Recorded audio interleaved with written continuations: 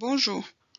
Dans le cadre du travail d'équipe pour le cours CF100, nous avons décidé de vous entretenir sur le cas Target, donc l'incident de vol de données qui a eu lieu en décembre 2013. La présentation vous sera donnée par Marthe Anaïs Cambou.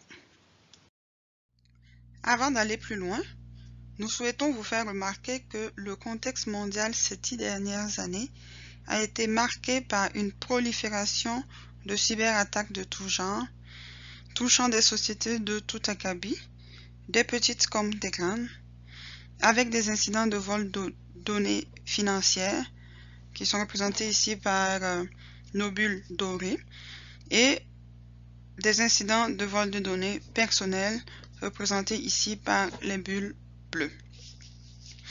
Nous avons choisi de vous entretenir sur le cas Target, même si cet incident est survenu depuis 2013, car c'est un cas très intéressant à étudier, pour lequel plusieurs leçons ont été tirées et apprises. En effet, l'incident de vol de données Target a révolutionné le monde de la cybersécurité, mais également l'industrie des cartes paiement.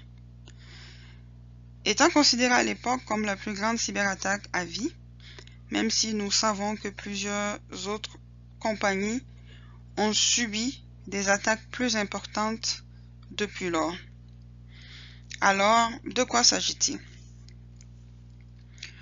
Le 19 décembre 2013, Target annonce que des cybercriminels se sont infiltrés dans son système informatique, dans son réseau informatique, et que ceux-ci se sont emparés de numéros de cartes de crédit et de débit liés à plus de 40 millions de transactions entre le 27 novembre et le 15 décembre. Target a également annoncé que 70 millions de personnes ont vu leurs renseignements personnels dérobés, des renseignements personnels étant des noms, des adresses, des numéros de téléphone, etc. Target est l'un des chefs de file de la grande distribution américaine qui a son siège social au Minnesota et qui compte plus de 352 000 employés à travers 1822 magasins.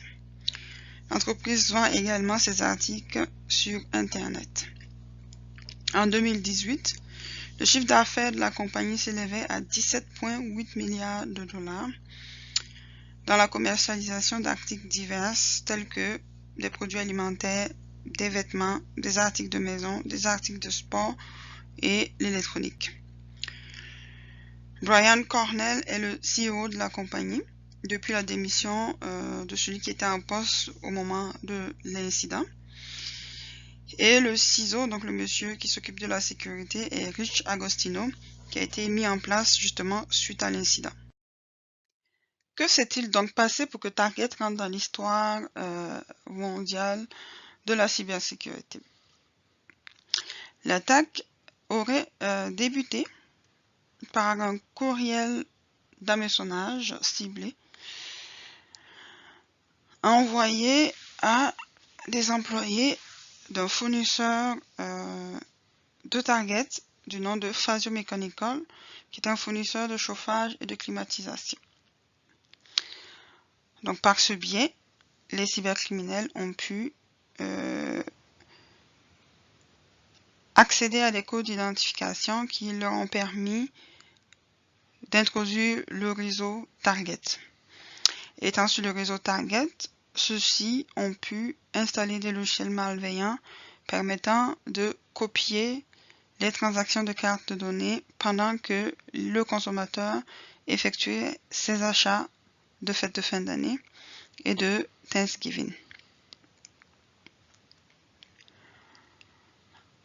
Par la suite, les données copiées ont été, dans un premier temps, copiées en interne sur des serveurs internes de Target avant d'être exfiltrées par petits morceaux vers des serveurs tampons situés aux États-Unis et au Brésil et avant d'être acheminées en Russie pour être vendues sur le marché noir. Il faut dire que du début de l'attaque jusqu'à l'exfiltration des données et la vente des données, il a pu se passer quelque chose comme environ 1-2 mois. Cet incident a eu des impacts conséquents sur Target en tant qu'entreprise, mais également sur ses parties prenantes internes et externes. En effet, Target continue jusqu'à présent de subir les conséquences de cet incident car il y a eu beaucoup de poursuites judiciaires et la compagnie continue à payer les frais de ces poursuites. En plus de ça, pour l'entreprise en tant que telle, il y a eu un coût sur son image de marque, mais également la perte de clients et la perte de la confiance des clients et des actionnaires. Pour ce qui est des actionnaires, il est bien évident que eux, à leur niveau, c'est la diminution du cours de l'action. Donc, il y a une conséquence sur la baisse de la valeur de leur investissement et la baisse de leurs dividendes. Pour ce qui est des employés, on a assisté à des mises à pied, à des démissions, à de la réorganisation au niveau du travail et à la baisse même de la masse salariale. Pour ce qui concerne les clients, c'était les premiers impactés dans le sens que c'est leurs données qui ont été divulguées et ils sont des potentielles victimes de vol d'identité. Mais également, pendant l'incident, donc pour confiner l'incident, ils ont eu à subir des limites importantes sur leur possibilité d'achat pendant la période des fêtes.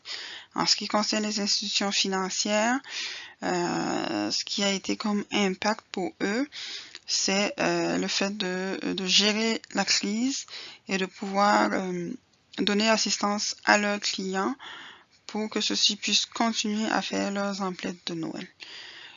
Pour les autorités américaines, il y a eu beaucoup de temps et d'argent du contribuable dépensé sur des poursuites, sur des audiences, sur des enquêtes en lien avec cette affaire, mais le législateur américain a dû aussi se positionner en matière de cybersécurité, en matière de protection des données clients et en matière de protection des données financières. Pour ce qui est de l'industrie du carte de crédit, l'impact a été important dans le sens que l'industrie en elle-même a dû se réinventer et notamment on voit que la norme PCI DSS a subi beaucoup de changements et les règles à respecter sont beaucoup plus lourdes depuis cet incident. En examinant les éléments ayant favorisé la concrétisation de l'attaque, plusieurs lacunes ont été observées, notamment en matière de sensibilisation et de formation des employés de Target, mais également des employés d'un de leurs fournisseurs. Aussi, la gestion des relations avec les tiers, donc notamment communiquer aux tiers nos exigences de sécurité, mais également bien gérer leurs accès à distance, vont permettre de prévenir plusieurs attaques. Aussi, l'identification adéquate des menaces et des vulnérabilités et le traitement des risques par l'entreprise nous permettra justement de prévenir des cyberattaques. La technologie aussi peut être mise en place, mais il est bien important de bien configurer nos outils de prévention d'intrusion pour qu'ils soient efficaces lorsqu'il y a une attaque et que les alertes puissent être prises au sérieux. Pour ce qui est de la détection, donc revoir la politique et les processus de détection d'événements de sécurité, mais aussi la bonne configuration des outils de détection peuvent être la clé. Enfin, la mise en place d'un système de prévention contre la fuite de données pourra permettre de détecter des extractions de données du réseau de l'entreprise. Pour conclure, le cas Target nous permet de prendre conscience qu'aucune entreprise n'est à l'abri de cyberattaques. La question n'est pas si mon entreprise va se faire attaquer, mais plutôt quand. Le maillon faible de la sécurité reste le facteur humain, car les contrôles sur le maillon faible ne sont pas toujours adéquats. Il appartient donc à l'entreprise de mettre en place les mesures nécessaires telles que la sensibilisation et la formation pour mitiger ce risque. Nous avons vu également que les conséquences d'une cyberattaque peuvent être désastreuses pour une entreprise et ses parties prenantes. L'entreprise doit donc continuellement analyser ces risques afin de réajuster son plan de sécurité. Les spécialistes en cybersécurité sont là pour accompagner les entreprises pour mettre en place des mesures adéquates pour gérer leur niveau de risque. Merci de nous avoir écoutés et nous sommes disposés à répondre à vos questions. Bonne soirée.